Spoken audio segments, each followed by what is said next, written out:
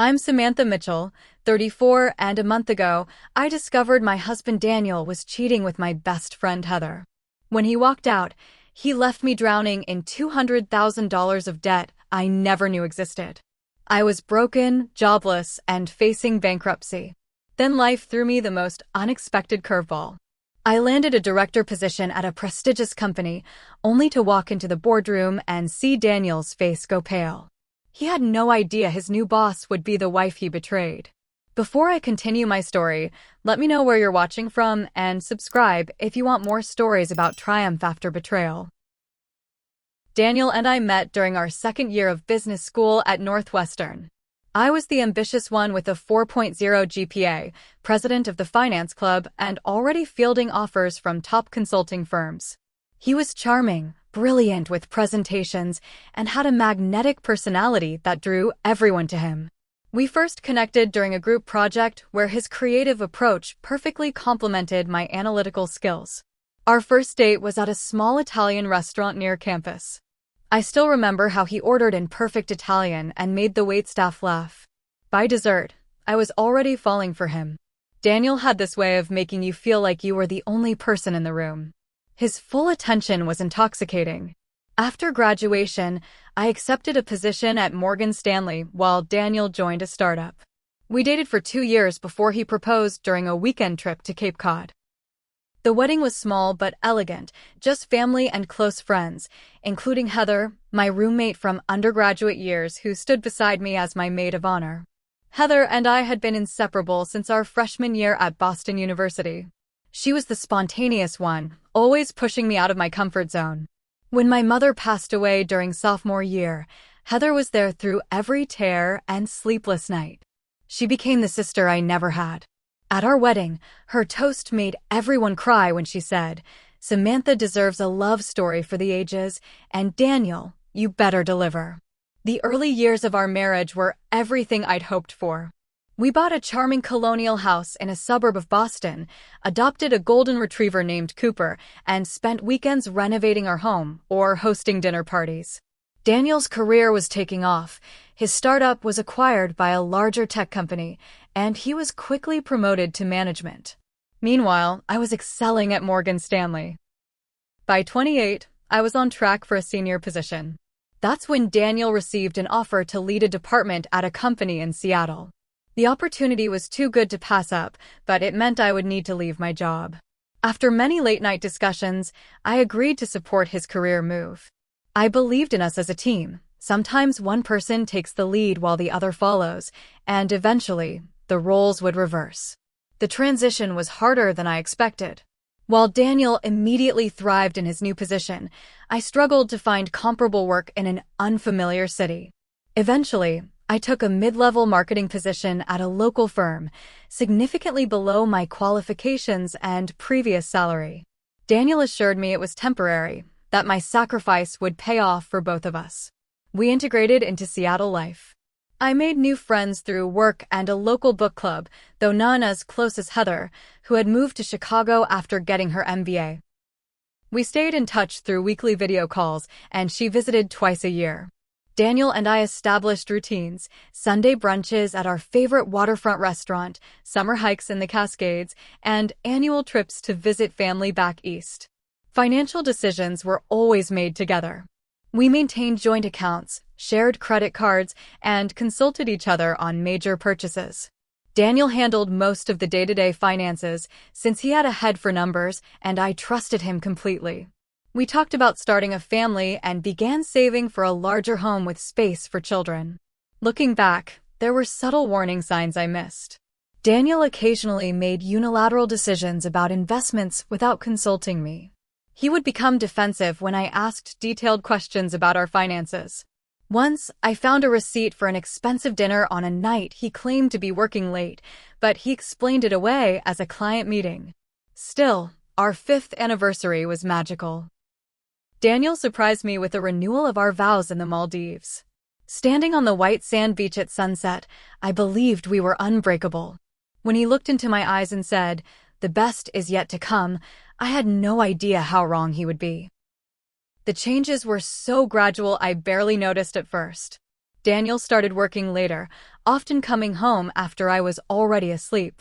His phone became a permanent extension of his hand, and he would step away to take calls, speaking in hushed tones.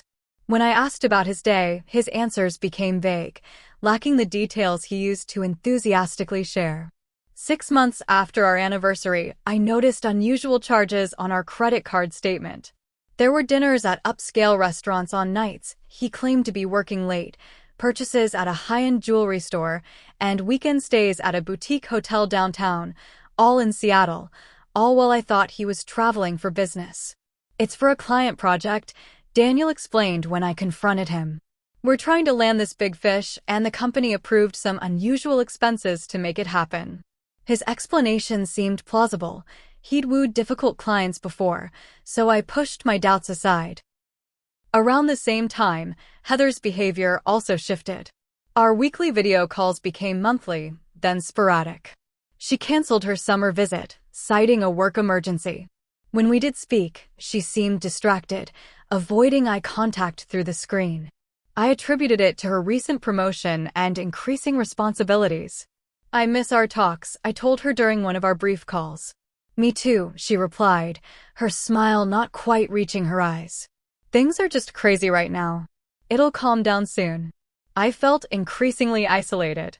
My job remained unfulfilling, my best friend was distant, and my husband seemed to inhabit a separate world. I tried everything to reconnect with Daniel: surprise date nights, weekend getaways, even suggesting marriage counseling. "We don't need therapy," he scoffed. "We're fine, Sam. You're overreacting because you're not happy with your career. Maybe you should focus on that instead of imagining problems between us." His dismissal hurt, but I wondered if he was right. Maybe my professional frustration was spilling into our marriage. I redoubled my efforts to advance at work, taking on additional projects and applying for a promotion. When I was passed over in favor of a less qualified colleague, Daniel was unsympathetic.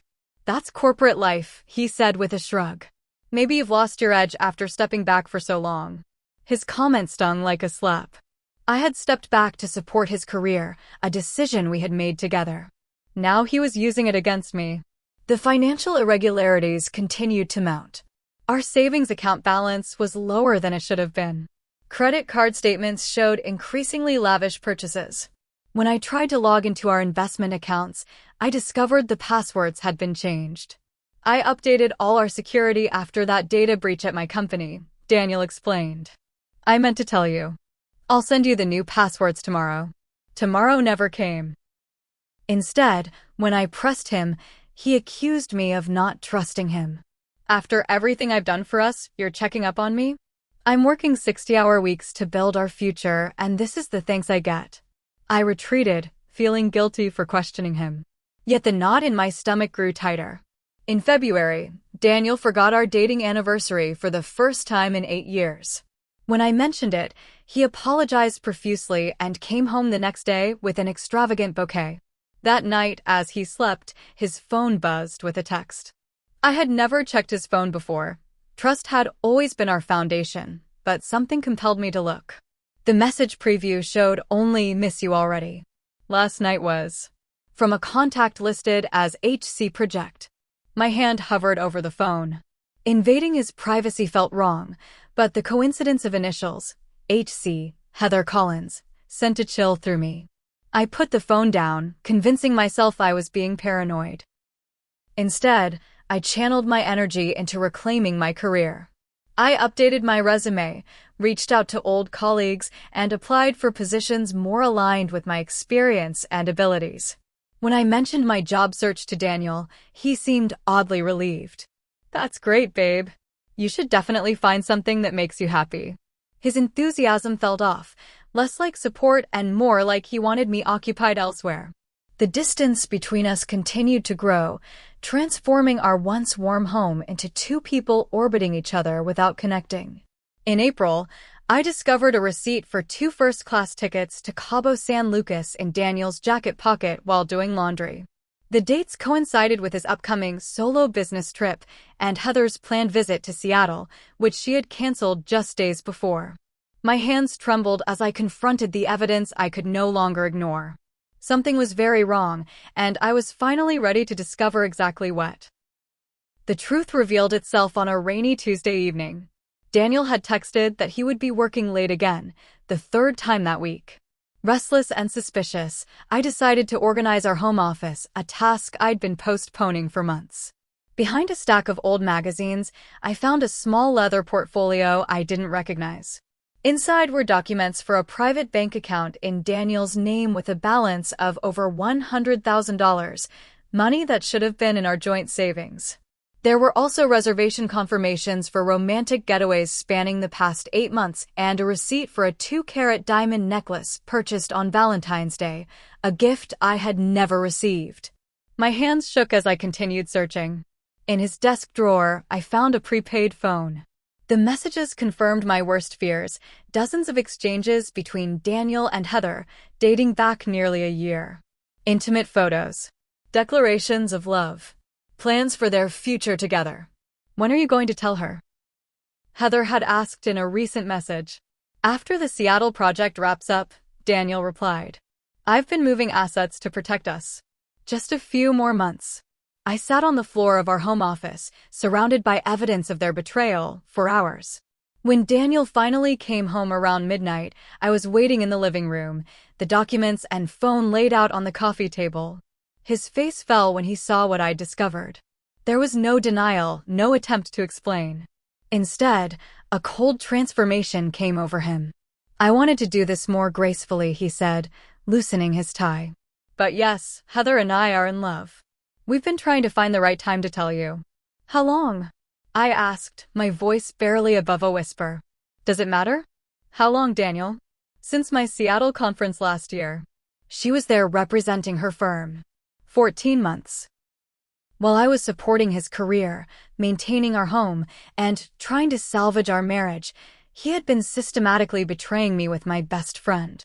I want you to leave, I said, surprising myself with my calm tone. Sam, let's be adults about this. We should discuss the logistics. Get out. Now. Go to her. After he left, I called Heather, my hands still trembling. She answered on the first ring. I know everything, I said. A pause. Then, we didn't mean for this to happen, Sam. 8 years of friendship, and you couldn't even warn me that my husband was emptying our accounts? Daniel said he was taking care of the financial arrangements, she replied, her voice maddeningly calm. We didn't want to hurt you any more than necessary. I hung up and blocked both their numbers. The next morning, I met with a lawyer who delivered more devastating news. Daniel hadn't just been moving his money, he had been systematically transferring our joint debt solely into my name. Multiple credit cards maxed out at $15,000 to $20,000 each. A home equity line of credit for $50,000. Personal loans totaling $75,000. All legally bearing my signature. Signatures I had no recollection of providing.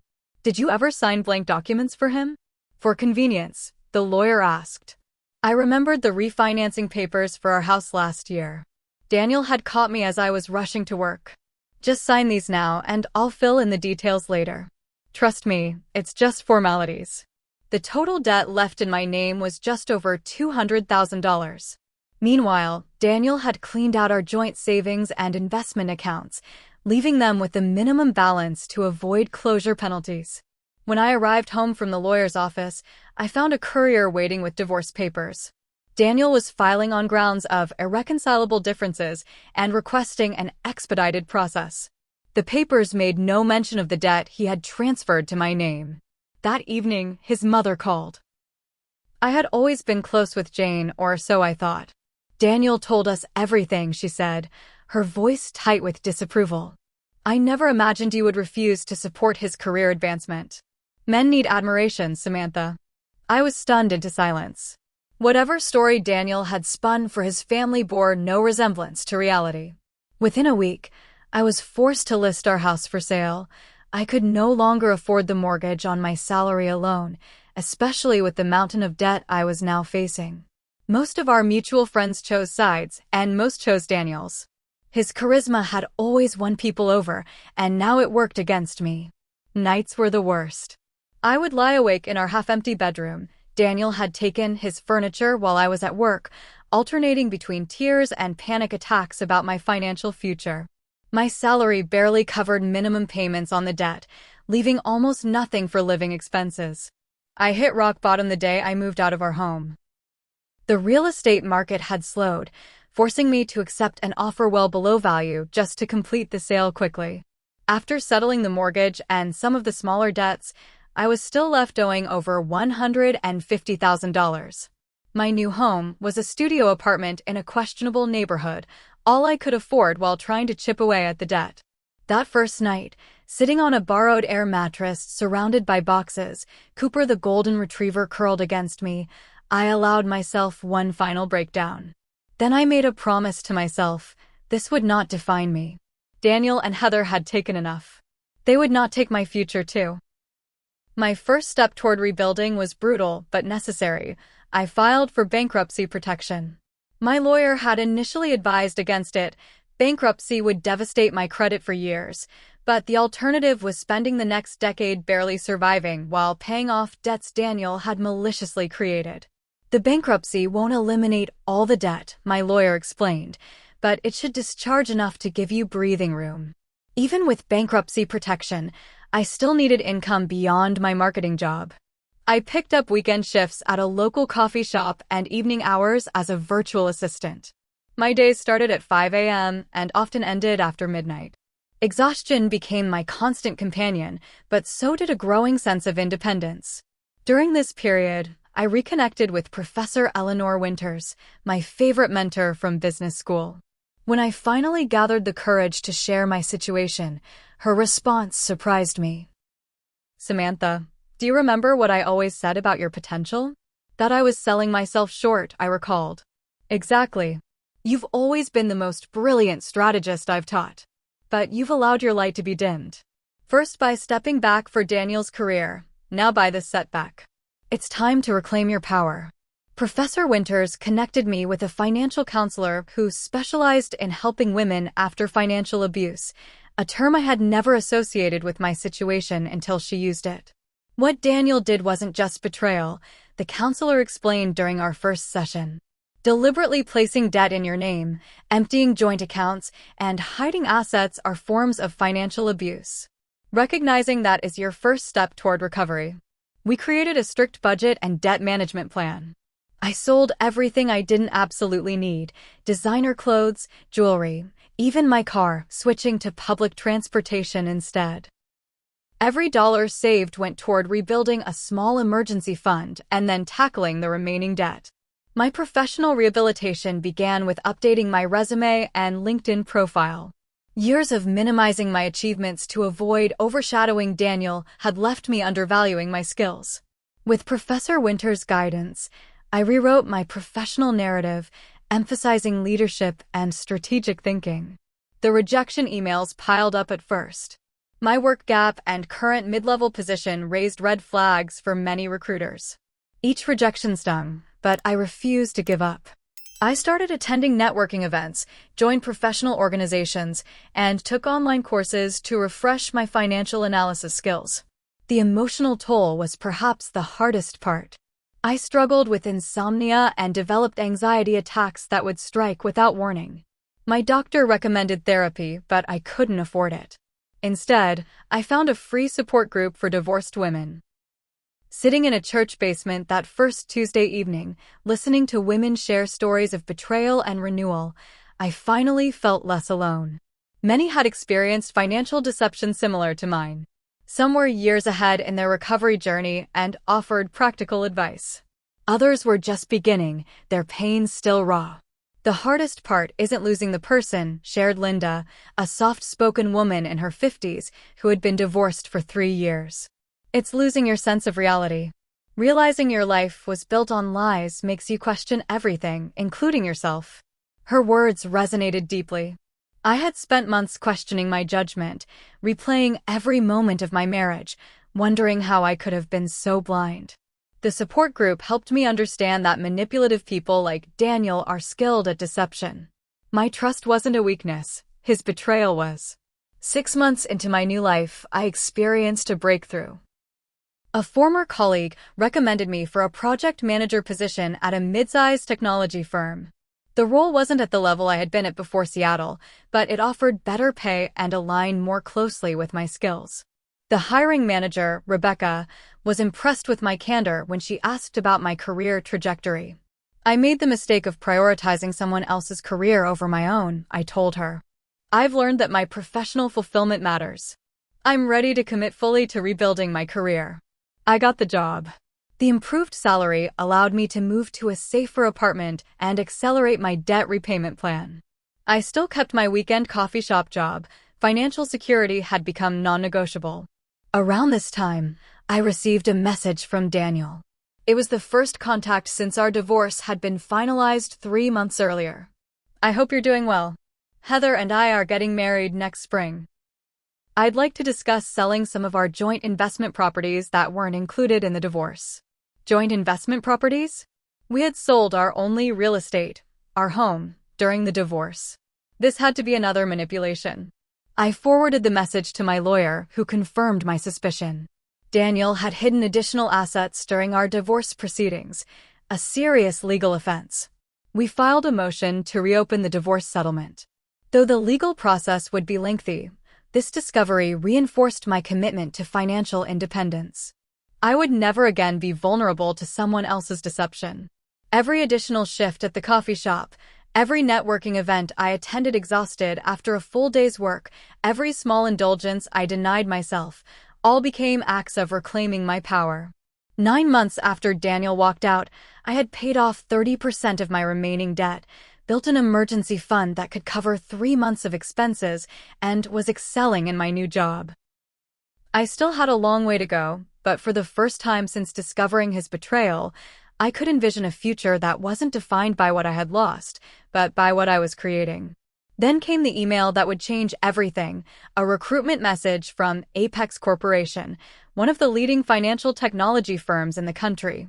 They were seeking a director for their new financial solutions division. The position was several levels above my current role, a stretch even for my pre-Seattle career. Still, Professor Winters had always said, apply for jobs you think you're not quite ready for. Men do it all the time. I updated my resume, prepared diligently for the interview, and tried to quiet the voice of doubt that had become my constant companion since Daniel's betrayal. The night before the interview, I stood before the mirror in my small apartment, practicing answers to potential questions. Cooper watched from his bed, head tilted as if evaluating my performance. They'd be lucky to have you, I told my reflection, channeling the confidence I was determined to reclaim. And if they don't see that, it's their loss. I had no idea that walking into Apex Corporation would lead me directly back into Daniel's life, this time, with the tables dramatically turned. Apex Corporation's headquarters occupied an impressive glass tower in downtown Seattle. As I rode the elevator to the 32nd floor, I gave myself a final pep talk. This interview represented more than just a job opportunity. It was a chance to reclaim the career trajectory I had sacrificed for a marriage built on lies. The reception area exuded wealth and innovation, sleek furniture, interactive technology displays, and floor-to-ceiling windows showcasing panoramic city views. I was escorted to a conference room where I met Carrie from HR, who outlined the interview process. You'll meet with our CEO Margaret Wilson first, followed by the executive team. The position reports directly to Margaret and oversees 3 departments. The door opened, and a distinguished woman in her early 60s entered. Margaret Wilson had a reputation as one of the most formidable leaders in the industry. She had built Apex from a startup to a billion-dollar company in just 15 years. Samantha Mitchell, she said, extending her hand. Your application caught my attention immediately. Your analysis of our current market position was remarkably insightful. The interview flowed more like a strategic conversation between colleagues than a formal assessment. Margaret challenged my thinking, presented hypothetical business scenarios, and asked pointed questions about my leadership philosophy. An hour later, as we were concluding, Margaret said something that made my heart stop. Before we continue with the rest of the interviews, there's something I should mention. One of the departments you would oversee is currently headed by Daniel Mitchell. I believe you know him. My mind raced. Daniel worked at Apex? How had I not known this? Then I remembered. After our separation, I had blocked both Daniel and Heather on all social media and asked mutual friends not to discuss him with me. I had been so focused on my survival that I never thought to ask where he was currently employed. Yes, I replied, struggling to keep my voice steady. Daniel is my ex-husband. Margaret's expression remained neutral. I see. Would that create a conflict for you? I took a deep breath. Walking away from this opportunity because of Daniel would mean allowing him to affect my career yet again. I refused to give him that power. I maintain strict professional boundaries, I said. My personal history with Daniel would not interfere with my ability to lead effectively. Margaret studied me for a moment. Samantha, I value transparency. We're planning a significant reorganization at Apex. The Financial Solutions Division is central to our 5-year strategy. We need someone with both technical expertise and strong leadership capabilities. She leaned forward. Your credentials are impressive, but it's your resilience that interests me most. Anyone who can rebuild after a significant setback has the kind of grit Apex needs. I realized she knew more about my situation than she was saying. Had Daniel spoken about our divorce at work? Or had Margaret done her homework on all candidates? The director position would place you above Daniel in the organizational hierarchy, she continued. I need to know you can handle that dynamic professionally. Corporate leadership isn't about personal vindication. I understand completely, I replied. My interest is in contributing to Apex's success and rebuilding my career, not settling personal scores. Margaret nodded. Good. Let's continue with the executive team interviews. The remainder of the day was a blur of conversations with Apex's leadership. I presented my vision for the Financial Solutions Division, fielded technical questions, and discussed potential challenges. Throughout, I maintained absolute professionalism when Daniel's name arose in context of departmental structure. A week later, Carrie called with an offer. The compensation package was beyond my expectations, a base salary that would accelerate my debt repayment plan, plus stock options and performance bonuses. More importantly, the role represented the senior leadership position I had been working toward before putting my career second to Daniel's. That evening, I sat in my apartment with Cooper, weighing the opportunity against the complication of working with Daniel, not just working with him, but becoming his superior. The irony wasn't lost on me. After years of supporting his career advancement at the expense of my own, our professional positions would now be reversed. I called Professor Winters for advice. It's a phenomenal opportunity, she said after I explained the situation. But you need to be honest with yourself about your motivations. Are you taking this job because it's right for your career, or because it gives you power over Daniel? Her question forced me to examine my feelings. Yes, there was a certain satisfaction in the role reversal, but that wasn't my primary motivation. The position aligned perfectly with my skills and career goals. Walking away because of Daniel would mean allowing our past to dictate my future, exactly what I had been fighting against for the past year. I want this job because I've earned it, I told her. Daniel's presence is a complication, not a motivation. Then accept it. Just be prepared for the emotional complexity. Seeing him regularly won't be easy. She was right. Despite the professional opportunity, I would be placing myself back in Daniel's orbit after months of establishing distance. Could I maintain the boundaries necessary to make this work? That night, I made a detailed plan for handling the situation. I would establish clear, documented communication protocols. All interactions would be strictly professional and, when possible, include other team members. I would recuse myself from decisions specifically affecting Daniel's compensation or performance reviews, delegating those to HR or other executives to avoid any appearance of bias. The next morning, I called Carrie and accepted the position. 2 weeks later, I gave notice at my current job and the coffee shop. My first day at Apex would be exactly 1 month after Daniel had walked out of our marriage. The night before starting at Apex, I barely slept. Doubts crept in as I stared at the ceiling. Was I setting myself up for daily emotional trauma? Would Daniel try to undermine me? How would the team respond to our complicated history? I rose early, dressed in a new charcoal suit I had invested in for this role, and gave myself a final pep talk in the mirror. You are Samantha Mitchell. You are qualified, capable, and deserving of this position. Your past with Daniel is just that, the past. Today is about your future.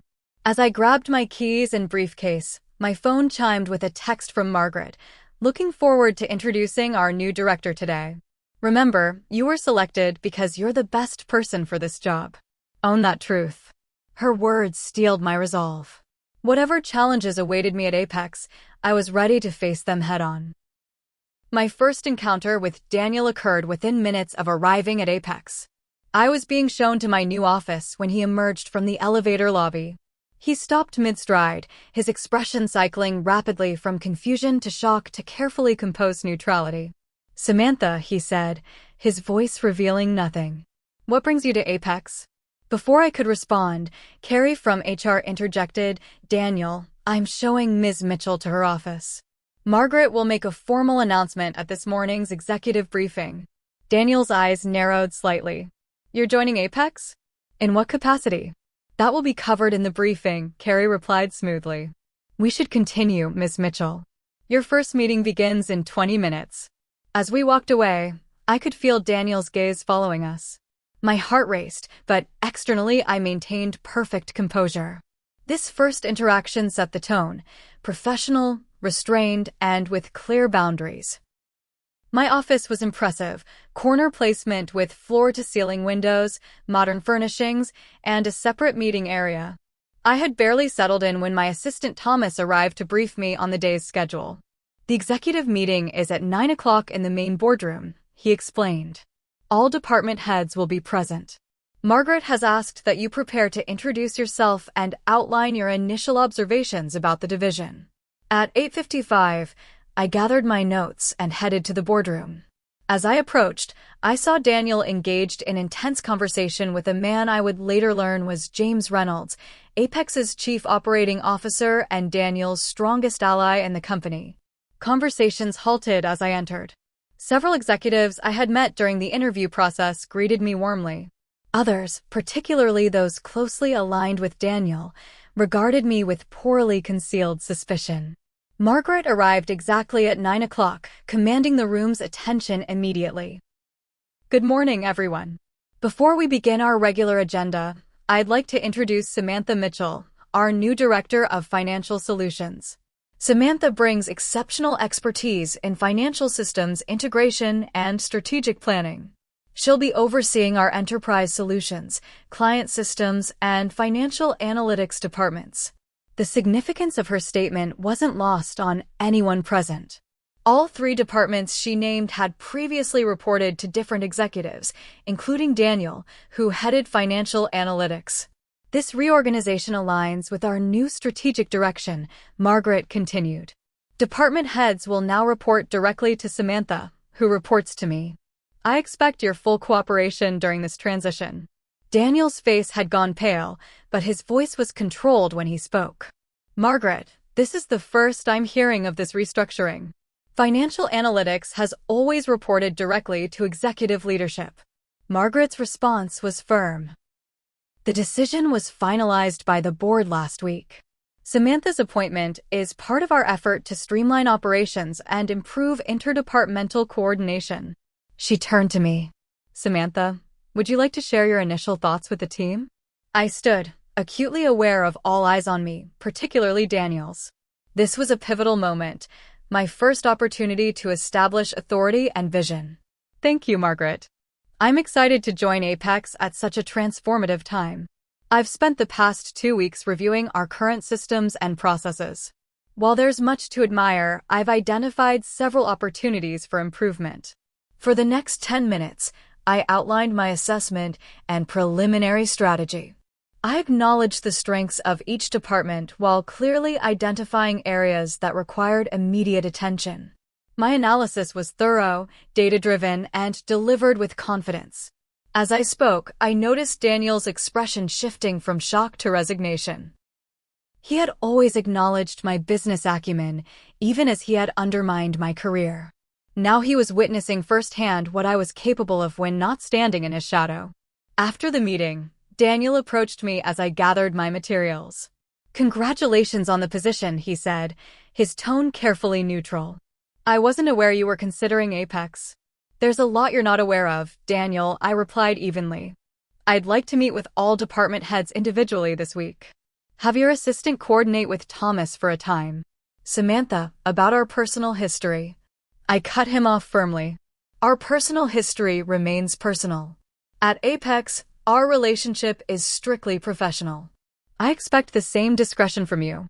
Without waiting for his response, I turned and left the boardroom. That brief exchange established the boundaries I intended to maintain. Over the following weeks, I immersed myself in understanding Apex's operations.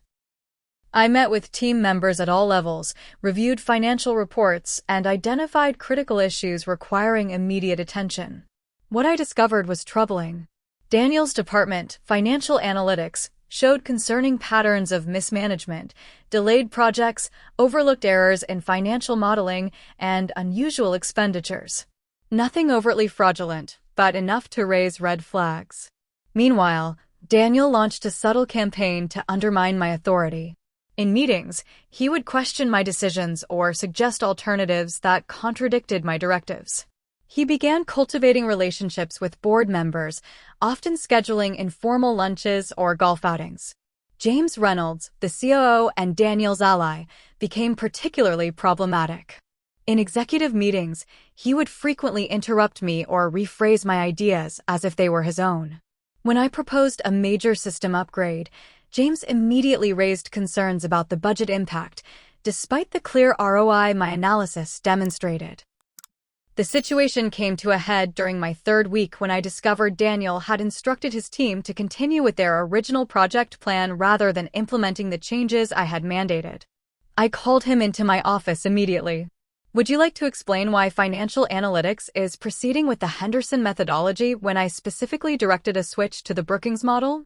I asked once the door was closed. Daniel leaned back in his chair, the picture of casual confidence. The team has expertise in Henderson. Switching methodologies mid-project would create unnecessary delays. That decision isn't yours to make anymore, I said evenly. The Brookings model provides superior risk assessment, which is why I directed the change. Samantha, he said, dropping his professional facade, we both know what's happening here. You're exercising authority because you can, not because it's best for the company.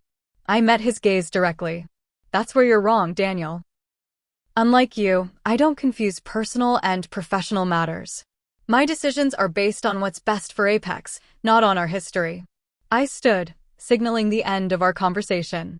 The team will transition to the Brookings model immediately.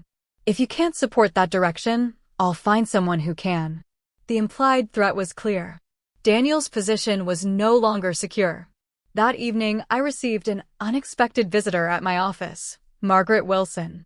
How are you settling in? She asked, taking a seat across from my desk. It's been challenging but productive, I replied honestly. There's significant resistance from certain quarters. Margaret nodded.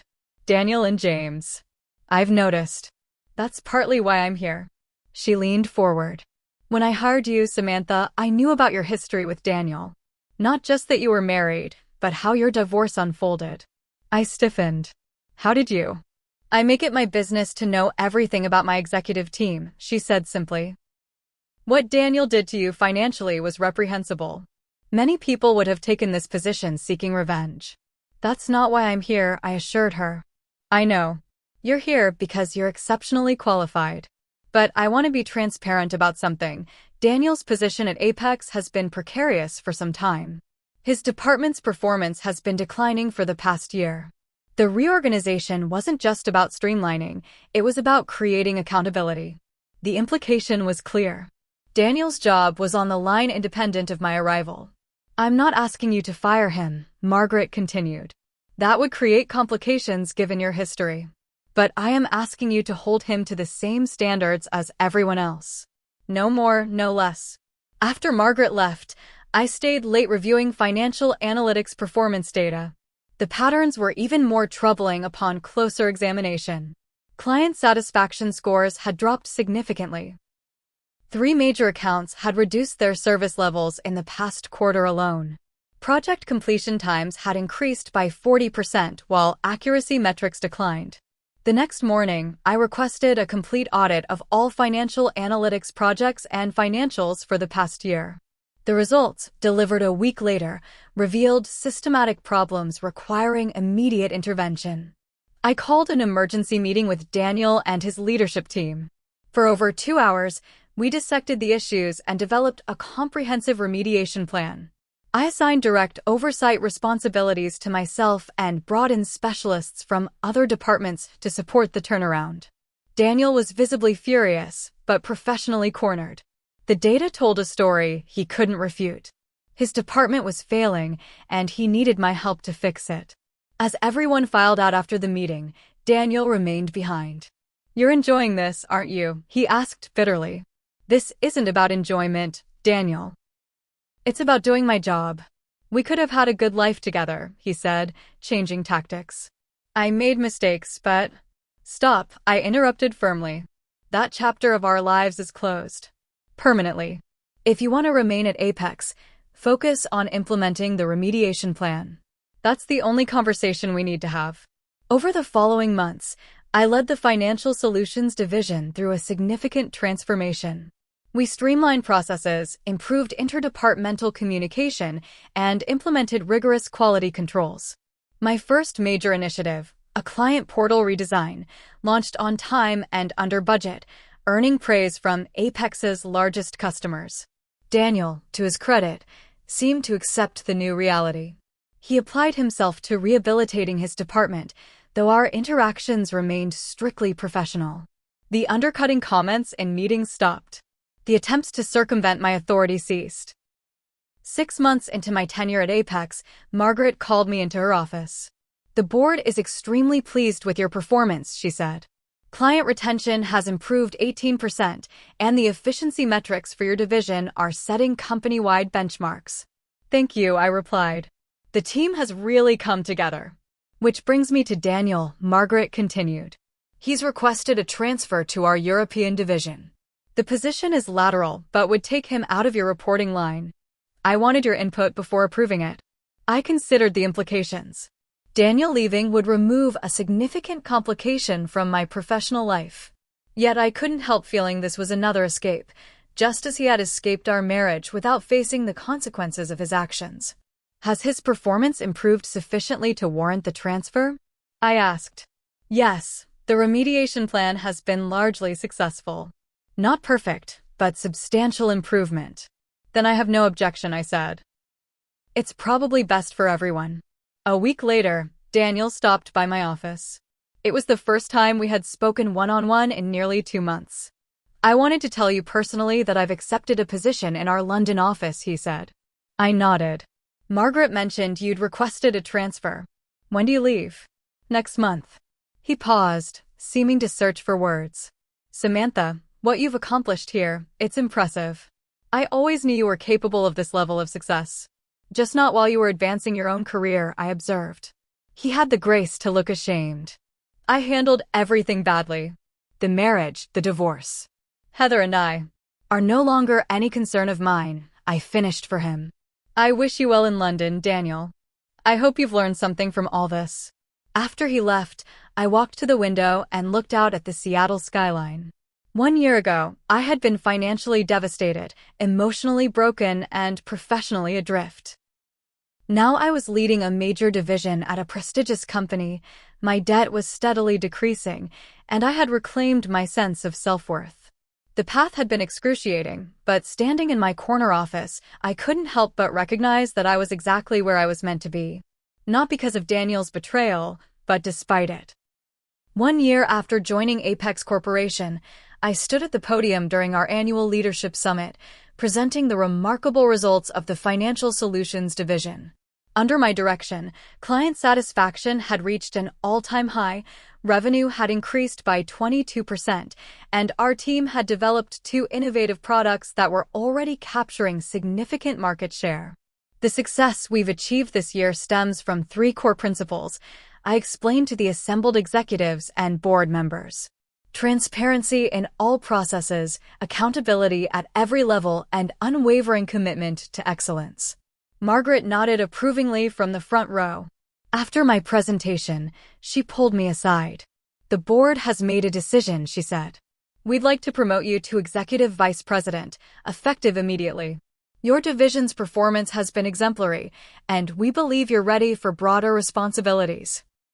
The promotion came with a substantial salary increase and additional stock options.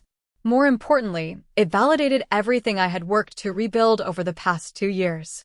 Daniel had been gone for 10 months by then, relocated to London as planned.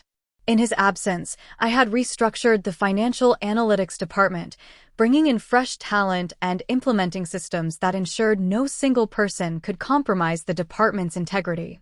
James Reynolds, Daniel's former ally who had continued attempting to undermine me after Daniel's departure, had eventually resigned when it became clear his tactics were ineffective against my data-driven leadership approach. His replacement, Victoria Chin, proved to be a valuable collaborator with a similar commitment to transparency. On the personal front, my financial situation had improved dramatically. With my apex salary and bonuses, I had paid off 80% of the remaining debt Daniel had left me with. My credit score was slowly recovering, and I had even purchased a small but beautiful condo in a desirable neighborhood, my first independent real estate investment. Cooper, now a distinguished senior dog with gray around his muzzle, enjoyed the condo's proximity to a large park. On weekends, we would walk there together, a ritual that had become essential to my mental health and happiness. Perhaps the most significant development in my personal life was my friendship with Jasmine Reed, Apex's chief marketing officer. We had connected during a cross-departmental project and discovered shared interests beyond work: hiking, international films, and rescue dogs. Jasmine had gone through her own divorce years earlier and understood the complex emotions that still occasionally surfaced for me. "The hardest part of healing isn't the big moments," she told me during one of our weekend hikes. "It's the random Tuesday when a song or smell triggers a memory, and suddenly you're fighting back tears in the grocery store." She was right. Though I had rebuilt my professional life and financial security, emotional healing followed a less linear path. Certain triggers, a particular cologne, the Italian restaurant Daniel and I had frequented, even specific business terms he had often used, could momentarily transport me back to the devastation I had felt upon discovering his betrayal. I had finally started seeing a therapist, something I could now afford. Dr. Palmer helped me understand that these emotional echoes weren't signs of weakness, but normal responses to trauma. Financial abuse and betrayal by trusted individuals creates deep wounds, she explained. Acknowledging those wounds doesn't diminish your strength or success. Through therapy, I began to recognize how my experience with Daniel had changed me, some ways positive, others I needed to address. I had become more self-reliant and assertive, but also more guarded. Building genuine trust with new people remained challenging. The most unexpected test of my healing came on a rainy Friday evening. I was dining alone at a new restaurant when I spotted them, Daniel and Heather, seated at a corner table.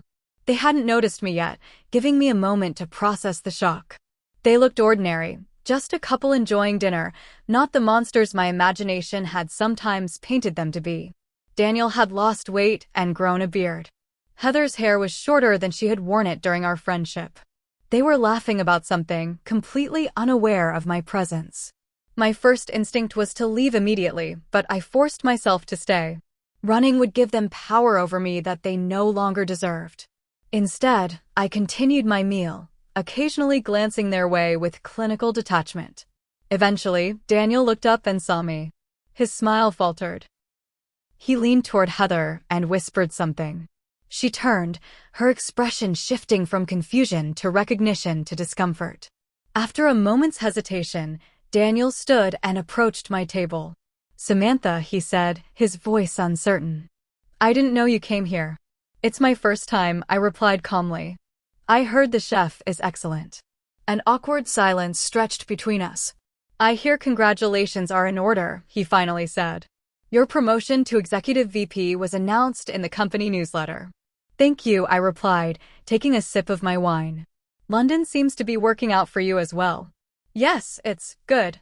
Different, but good." He glanced back at Heather, who was studiously avoiding looking our way. "We're just visiting Seattle for a colleague's wedding." I nodded, finding myself remarkably unmoved by their presence. Where once there would have been searing pain, I now felt only a distant acknowledgement of our shared history. "Well, I should get back," Daniel said, clearly unsettled by my composure. "It was good to see you, Sam." "Samantha," I corrected gently. "Only friends call me Sam." He nodded, accepting the boundary, and returned to his table. I finished my meal without rushing, even ordering dessert. As I left, I nodded politely to them both. Outside in the cool evening air, I realized something profound. I felt nothing. No anger, no hurt, no lingering attachment. They had become strangers to me, relevant only as characters in a story I occasionally told myself about how I had rebuilt my life. That night marked a turning point in my healing journey. I called Jasmine the next morning and recounted the encounter. "How do you feel about it?" she asked. "Liberated," I replied honestly.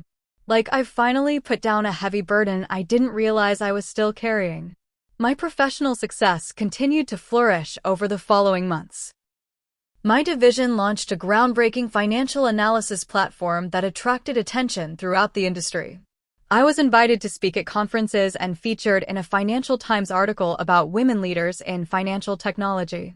The most rewarding aspect of my position became mentoring younger women in the company, particularly those who had sidelined their ambitions for partners or family obligations. I established a formal mentorship program at Apex, creating structured opportunities for women to develop leadership skills and advance their careers. During one mentoring session, a talented analyst named Rebecca confided that she was considering declining a promotion because her boyfriend felt threatened by her success. "What would you tell your best friend if she came to you with this dilemma?" I asked her. Rebecca thought for a moment. "I'd tell her that anyone who truly loves her would support her growth, not limit it." "Exactly," I nodded. Our careers are extensions of ourselves, our talents, passions, and potential. Never diminish yourself to make someone else comfortable with their own limitations. The financial debt Daniel had left me with was finally paid in full 2 years after our divorce. I celebrated by donating to a nonprofit that provided financial literacy education to women leaving abusive relationships. It felt fitting to transform that final payment into something that might help others avoid similar situations. Professor Winters, still my trusted mentor, invited me to guest lecture in her MBA course on leadership ethics. Standing before a classroom of bright, ambitious students, I shared my journey without embellishment or self-pity. Financial independence isn't just about money, I told them. It's about maintaining your autonomy and agency. In business and in personal relationships, always ensure you have access to and understanding of shared resources. Trust should never mean abdication of responsibility or awareness. As I reflect on the journey from that devastating discovery of Daniel's betrayal to my current position, I recognize that his actions, while inexcusable, ultimately forced me to reclaim parts of myself I had willingly surrendered. The ambitious, strategic thinker I had been in business school had reemerged, tempered by experience and strengthened by adversity. The debt he left me with, both financial and emotional, has been repaid in full. Not through revenge, but through reclamation of my power and potential. I no longer define myself in relation to that betrayal. It is simply one chapter in a much larger story. Looking forward, my path is entirely my own. I've been approached about potential CEO positions at smaller companies. I'm considering writing a book about financial empowerment for women. I've even begun cautiously dating again, though I remain committed to maintaining my independence. Cooper, my faithful companion through it all, rests at my feet as I write this from the small home office in my condo. His unconditional loyalty was often my only comfort during the darkest days. Now, we share the fruits of perseverance and resilience. If you've stayed with my story this long, perhaps you're facing your own betrayal or setback. If so, I hope you'll remember this. What defines us isn't the wounds others inflict, but how we heal and what we build afterward. The most powerful response to betrayal isn't revenge. It's creating a life so fulfilling that the betrayal becomes merely a footnote in your personal history. Have you ever experienced a betrayal that ultimately led to unexpected growth? How did you rebuild afterward? I'd love to hear your stories in the comments below. Don't forget to like and subscribe if this resonated with you, and share with anyone who might need this reminder of their own resilience. Thank you for listening, and remember, sometimes the most painful endings lead to the most beautiful beginnings.